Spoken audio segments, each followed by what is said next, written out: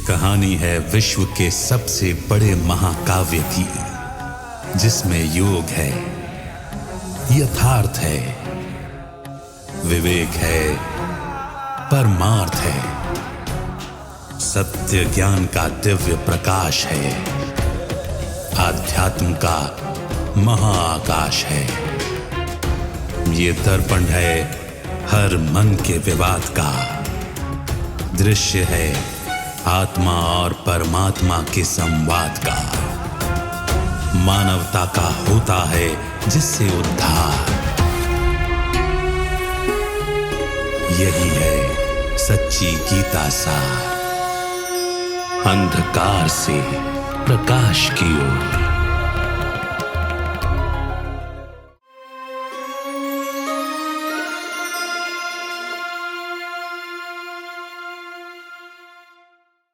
नमस्कार। अंधकार से प्रकाश की ओर सच्ची गीता सार इस कार्यक्रम में आप सभी का स्वागत है। गीता को सही अर्थ में समझने का प्रयास हम में से हर कोई करे तो फिर उसके अंदर कुछ ऐसी बातें समझ में आती हैं जो अक्सर हम नजरअंदाज कर देते हैं, या बारीकी से न देखने के कारण वो बातें हमारी समझ से बाहर हो जाती हैं। हमारा प्रयास यही है कि गीता के सही और सच्चे अर्थ को समझकर परमात्मा के सही परिचय को समझें। आइए आज इसी विषय पर चर्चा करते हैं। हमारे साथ स्टूडियो में ब्रह्मा कुमार बृजमोहन भाई हैं। भाई साहब, आपका स्वागत है। ओम शांति।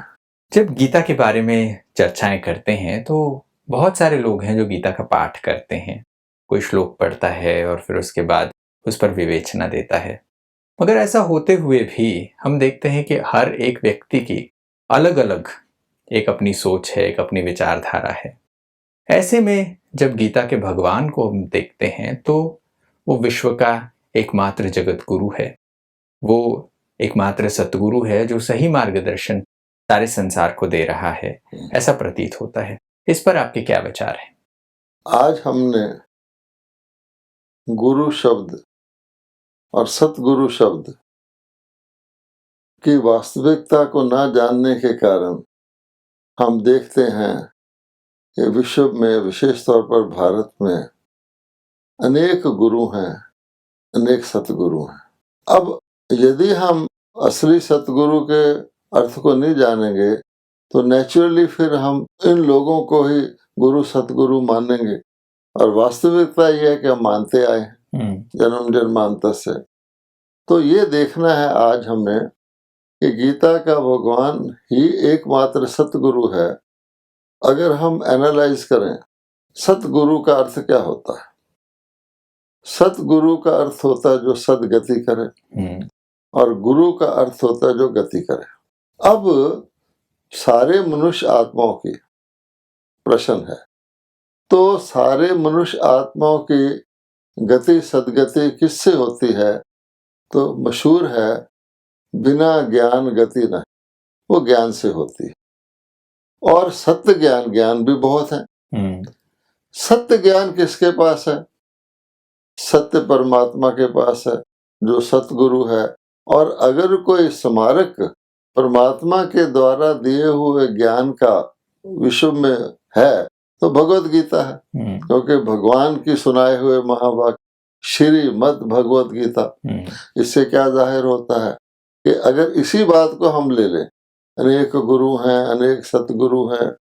दूसरी बात कि गुरु दूसरों की गति सदगति करने वाला है, तो गुरु तो अविनाशी होना चाहिए। परमात्मा अविनाशी है, सत्य अविनाशी है। आज जिनको हम शरीरधारियों को गुरु कहते हैं, हम देखते हैं कि जो शिष्य हैं वो जीवित हैं और गुरु शरीर छोड़ देता है। फिर कौन उनकी सदगति करे? फिर गुरु की जगह उसके किसी अन्य शिष्य को गुरु बना देते हैं। अच्छा, यहाँ तक हो गया है गुरु सन्यासी, चेला गृहस्थी। अब आप सोचिए, गुरु पवित्रता की धारणा कर रहा है, खान पान की शुद्धि कर रहा है, न्यारा हो रहा है, और गृहस्थियों को जब तक गुरु ये न कहे तुम बड़ो फूलो खूब मौज को पुत्रवान भव, तो उनको दक्षिणा भी नहीं मिलेगी। इस अगर लोएस्ट से लेकर हाईएस्ट तक हम जाएं तो आप क्या पाते हैं कि सतगुरु अगर शब्द यूज होता है तो जिसके पास सत्य ज्ञान है, और सत्य ज्ञान परमात्मा के पास है। जितने भी ग्रंथ हैं उनमें गीता को शिरोमणि इसीलिए कहा गया है कि उसमें खुद भगवान के ज्ञान का स्मारक है। जैसे आप ये गति सदगति की बात कर रहे थे, हम आदिकाल से देखते आ रहे हैं कि दुनिया की आबादी बढ़ती जा ही रही है। अनेकों गुरु पहले भी हुए हैं, आज भी संसार में बहुत सारे गुरु हैं। तो ये पता चलता है कि उनकी सदगति नहीं हुई है। उन सबको मुक्ति या जीवन मुक्ति या गति सदगति देने वाले कोई गुरु नहीं है, क्योंकि आबादी तो बढ़ती जा रही है। इसका मतलब ये है कि किसी की गति भी नहीं हो रही है, कोई सदगति में भी नहीं जा रहा है। ऐसे में गति और सदगति देने वाला कौन है? क्या कौन वापस ले जाएगा? क्या परमात्मा सभी को वापस ले जाएंगे?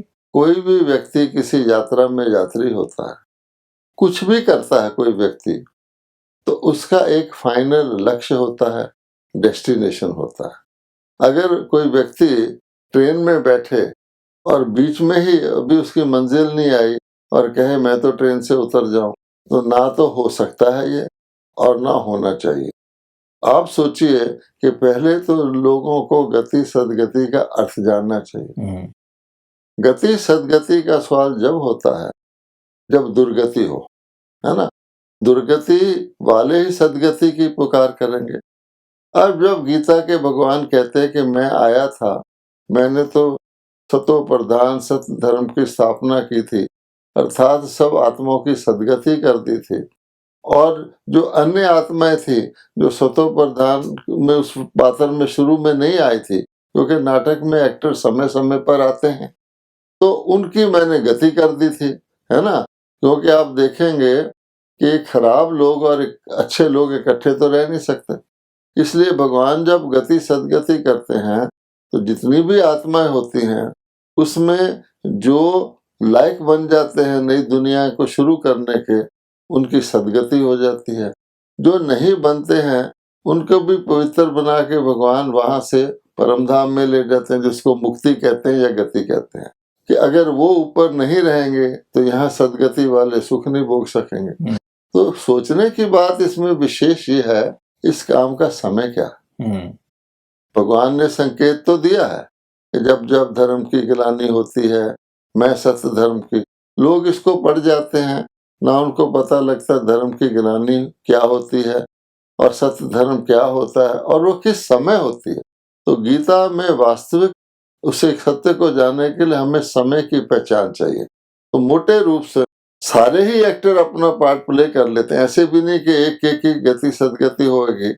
वो तब परमात्मा समय वो होता है जब सचमुच वो दुर्गति को होते हैं, अपनी न्यूनतम स्थिति में होते हैं, जिसको धर्म की गिलानी कहते हैं, सभी प्रकार की राइटियसनेस से अनराइटियसनेस, वो समय होता है। तो वो समय को भी अगर आप ध्यान में रखेंगे तो आप देखेंगे कि बीच में आबादी तो बढ़ती जाती, किसी की गति सदगति का समय ही नहीं है, ना वो चाहते हैं। व्यक्ति के अंदर इच्छा भी तो होनी चाहिए ना। अगर आपकी शर्ट में थोड़ा सा कहीं फट गई है, आप उसको सिलाई कर लेते हैं, फेंक तो नहीं देते हैं। लेकिन एक दिन ऐसा आता है जब आप खुद कहते हैं कि अब इस शर्ट को त्याग दिया जाए तो अच्छा है। इस हिसाब से भी आप देखिए। जी, जब आप ये बात कह रहे थे तो एक बात समझ में आती है कि मनुष्य अपने आप को कहते हैं कि ये धर्म ग्लानि का समय है, तो लोग कहते हैं कि हम नीच हैं, हम पापी हैं, हम विकारी हैं, हमारे अंदर काम क्रोध लोभ मोह इत्यादि हैं, और भगवान से प्रार्थना करते हैं कि तुम इस पाप की दुनिया से कहीं और हमें दूर ले चल। ये हम कहते हैं और ये कहते आए हैं। तो इससे पता चलता है कि परमात्मा अकेला ही ये सब कुछ करने वाला है, जो इस दुनिया से हमें ले जा सकता है, सदगति कर सकता है। हम आरती करते हैं ना, मैं नीच हूँ, पापी हूँ, कामी हूँ, क्रोधी हूँ, कह तो देते हैं भक्ति भाव में, लेकिन अगर आप इसके जरा अर्थ को सोचें, ये कितने कैसे शब्द हैं, ये कितने दुखदायी शब्द हैं, कितने खराब शब्द हैं। कोई व्यक्ति कहे खुद को मैं कामी हूँ, कपटी हूँ, लेकिन वो बोल तो देते हैं, लेकिन इसके रियल भाव को नहीं समझते कि सचमुच मैं हूँ, और मैं ही नहीं हूँ अकेला। ये सारे का सारा उस समय का जो समाज होता है, तमो प्रधान दुनिया होती, वो सारे इस प्रकार के होते हैं। और दूसरी बात, किसको पुकारते हैं?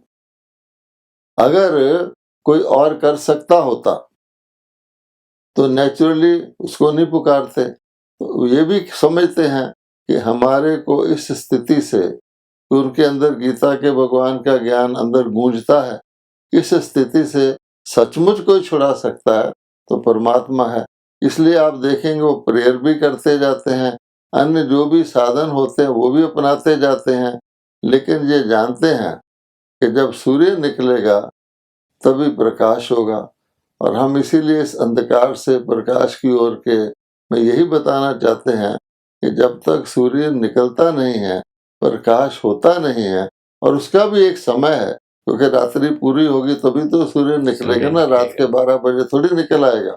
उस हिसाब से भी आप देखेंगे तो परमात्मा ही सतगुरु है, और वो एक उपयुक्त समय पर आते हैं, जबकि क्योंकि खाली यहाँ से छुड़ाने की बात नहीं है।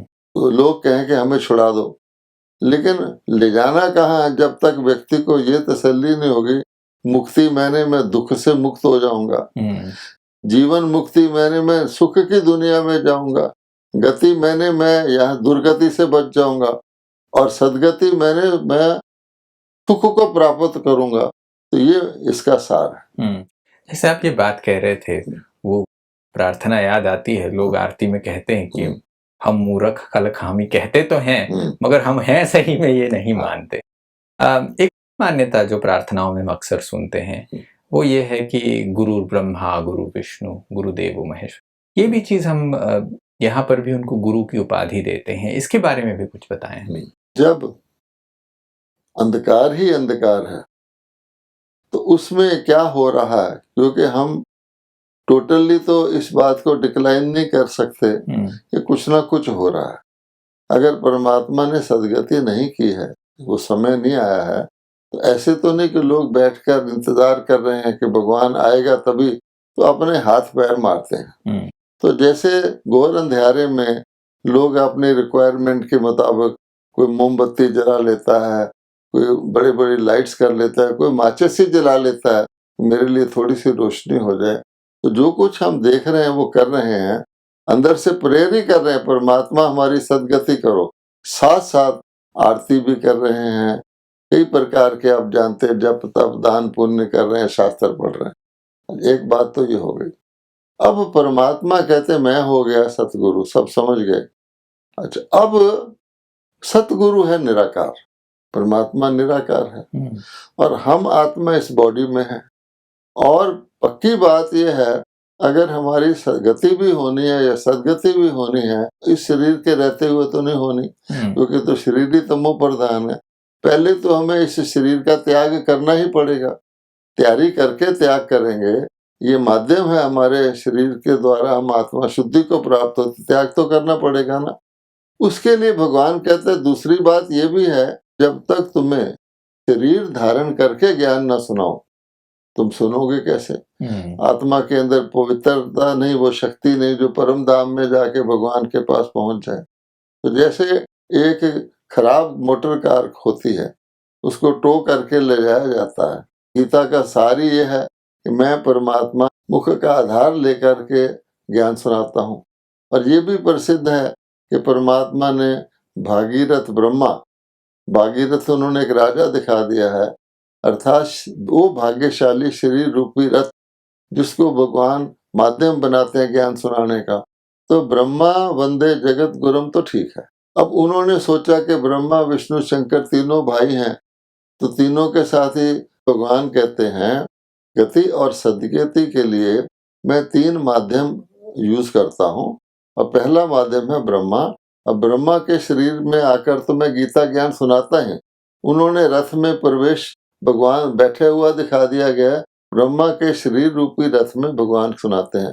गुरु ब्रह्मा तो ठीक है। अब जो विष्णु और महेश हैं, वास्तव में गुरु मैंने ज्ञान द्वारा गति सदगति करने का, उनका भी कुछ रोल है। अब भगवान कहते हैं कि शंकर के माध्यम से कि अगर हमने नई दुनिया बनानी है, सतो प्रधान बनानी है, तो तमो प्रधान का सफाई भी करनी होगी। और शंकर को कहा ही जाता है विनाश करने वाला, है ना। परमात्मा ने ये जो कहा है अधर्म का विनाश, तो अधर्म का विनाश कैसे होगा, तो सतधर्म की स्थापना तो ज्ञान सुना के, उसके लिए भगवान शंकर जी को माध्यम बनाते हैं। कि जितनी भी दुनिया के अंदर तमो प्रधानता है उसको नष्ट कर दिया जाए।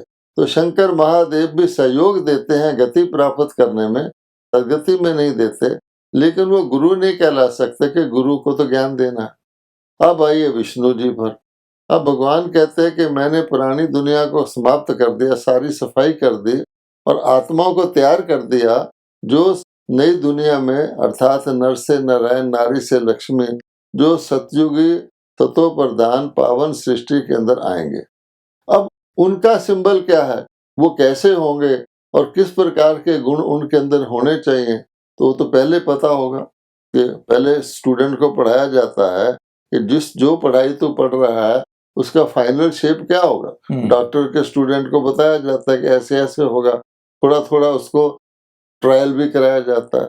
तो विष्णु जी जो हैं वास्तव में चतुर्भुज हैं, तो वो वास्तव में सिंबॉलिक हैं श्री लक्ष्मी श्री नारायण के कंबाइंड रूप के। ये हर आत्मा, जितनी भी आत्माएं भगवान के पास ज्ञान लेने आती हैं, कोई भी सदा पुरुष रूप में नहीं रहता, कोई भी सदा सारे चक्कर में नारी रूप में नहीं रहता। आधे जन्म नारी के होते हैं, आधे जन्म पुरुष के होते हैं। तो हम ज्ञान लेते हुए ये भी भूल जाएं कि मैं तो पुरुष ही हूँ, मैं पुरुष ही जाके सतो ये भी नहीं है, तो उसका सिंबल भगवान ने बताया हुआ है।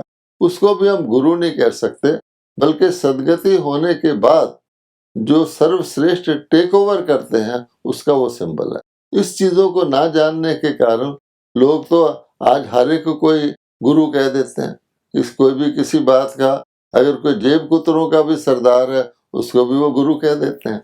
और यहाँ तक आप देखिए इस गिरावट का, इस गुरु और सतगुरु नाम के चिप बनाने का रिजल्ट ये हुआ है कि जिसने द्वापर युग में आकर के स्मारक रूप में भगवान ने जो सच्ची गीता सुनाई थी उसको लिखा है, उसमें आप पढ़ेंगे तो आपको बहुत हैरानी होगी कि छल में मैं जुआ हूँ।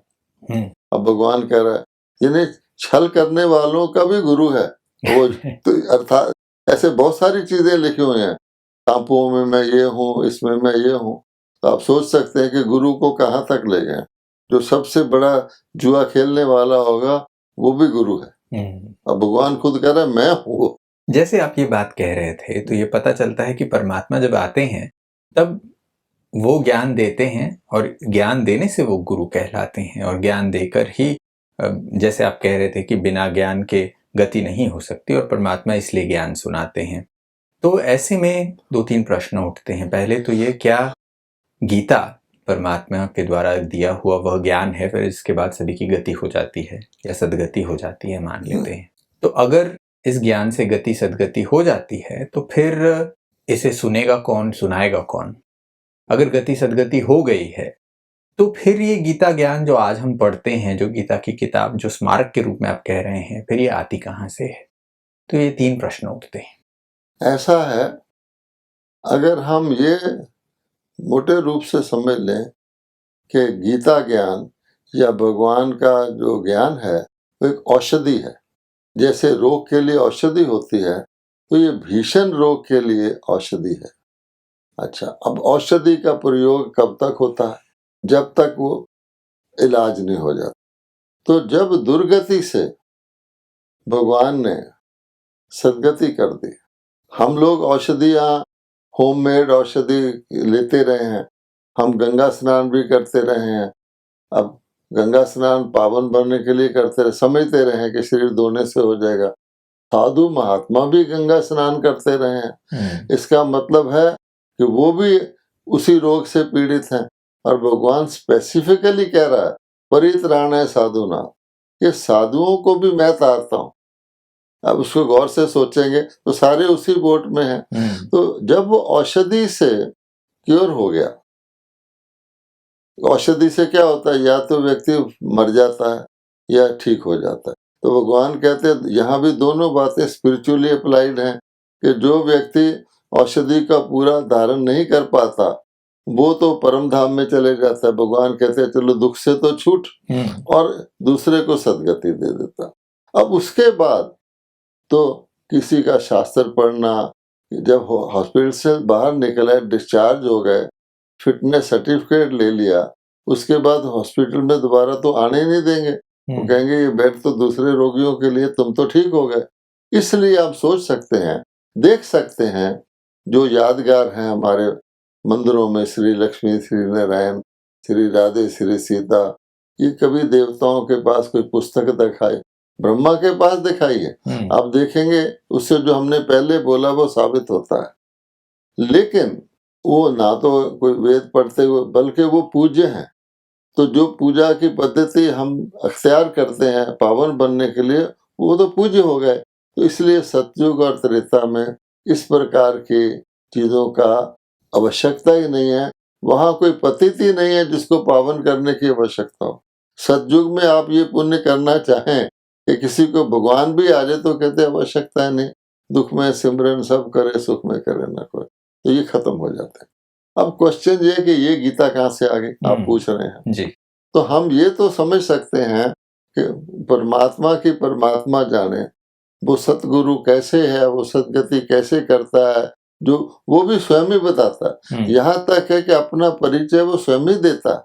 हम लोग परमात्मा के अनेक रूप देखते रहे हैं, पहले खुद अपना परिचय देता है कि मैं कौन हूँ, इतने परलोक से इस गंदी दुनिया में किस लिए आया हूँ, तुमको ठीक करने के लिए। अब जब ये सुख का पीरियड पूरा हो जाता है, सुख में करे ना कोई, तो उस वक्त तो इन चीजों का कोई आवश्यकता ही नहीं रहती, ना किसी शारीरिक गुरु की, ना किसी शारीरिक सतगुरु की, ना परमात्मा की। लेकिन जब हम सारा वो भोग लेते हैं, प्रारब्ध पुण्य क्षीण हो जाते हैं, है ना। जैसे कि शारीरिक तौर पे जन्म लेता है तो युवावस्था तक तो उसको कोई ठीक ही रहता है। जब युवावस्था आधा टाइम पूरा होता है तो उसका दूसरी तरफ चिंता लगती है कि अब मेरा जाने का टाइम शुरू हो रहा है। उस वक्त भी ज्यादा चिंतित नहीं होता। इसीलिए हमारे देश में जब मुर्दा को ले जाते हैं तो आधे टाइम के बाद उसका सिर फेर देते हैं, सिर शमशान की तरफ कर देते हैं। और अब तो ये यादगारें हैं छोटी छोटी। तो कहने का भाव ये है कि उस वक्त तो नहीं होता, लेकिन जब आवश्यकता पड़ती है, फिर दुख आता है, तो आत्माओं के अंदर संस्कार होता है। और किन आत्माओं के अंदर होता है? जिन्होंने सुख पाया होता है। इसलिए भगवत गीता भारत में ही है, भगवान का अवतरण भी भारत में ही है, और गीता शास्त्र भी भारत में ही लिखा गया है। तो उन आत्माओं के अंदर संस्कार पैदा होता है। आखिर क्या हुआ, हमारी वो सारी सुख संपदा कहाँ गई, हमारा देवी स्वराज्य कहाँ गया, विश्व का राज्य कहाँ गया? उस वक्त बहुत हलचल होती है दुनिया के अंदर।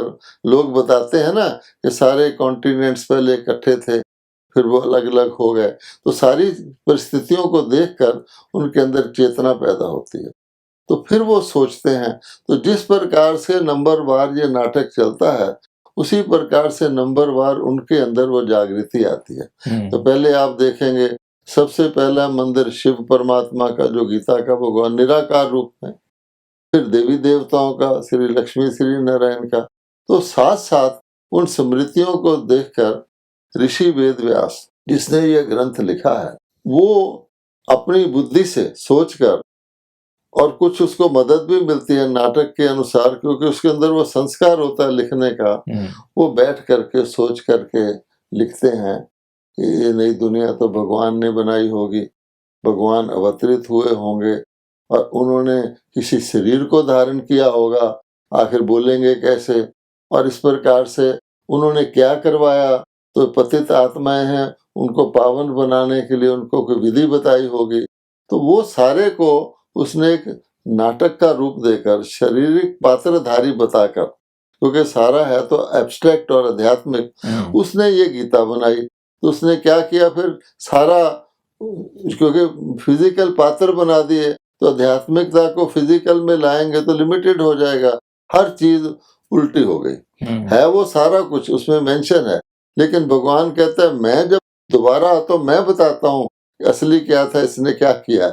उसका एक भी भगवान की जो बातें थी, एक भी उसमें सही तौर पे नहीं है, लेकिन उसका आपको सिमरन और परिवर्तित रूप मिलेगा। उसको बताकर भगवान एक्चुअली परमात्मा जब आते हैं तो हमारा मनोरंजन करते हैं कि देखिए मैंने तुमको ये बताया था और तुमने ये लिख दिया और ये करते आ रहे हो। भगवान ने कहा था वेद ग्रंथ उपनिषद जप तप दान पुण्य से मेरी प्राप्ति नहीं होती। ये आज की गीता में भी लिखा हुआ है। लेकिन वंडरफुल बात यह है कि वो वेद ग्रंथ शास्त्र उपनिषद पढ़ भी रहे हैं। कारण क्या कि बाकी चीजें उसकी जो अन्य फैक्टर्स होने चाहिए उसको प्रॉपर प्लेस वो नहीं है। ये बात आज ये बड़ी खूबसूरत सी चर्चा हमने की है जिसमें पता चलता है कि गीता में ये बातें बहुत सारी चीजें हैं जो हम एक स्मारक के रूप में देखते हैं, मगर उसका वास्तविक ज्ञान स्वयं परमात्मा को आकर गुरु बनकर देना होता है।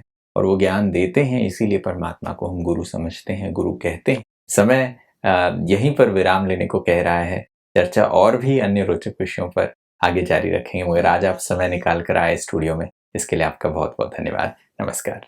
ओम शांति।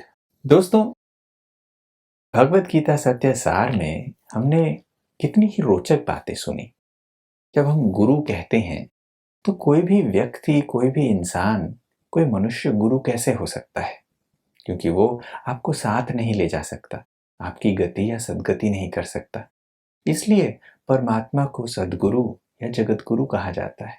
वो सारे विश्व का गुरु है और सभी की सद्गति करने वाला है। इसीलिए उन्हें गति सद्गति दाता भी कहा जाता है। गीता में इस विषय पर कितने अच्छे से स्पष्टीकरण मिले हुए हैं।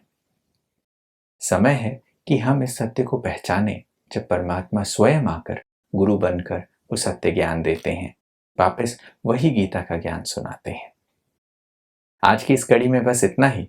अगले एपिसोड में फिर एक नए विषय पर चर्चा लेकर वापस हाजिर होंगे। तब तक के लिए नमस्कार।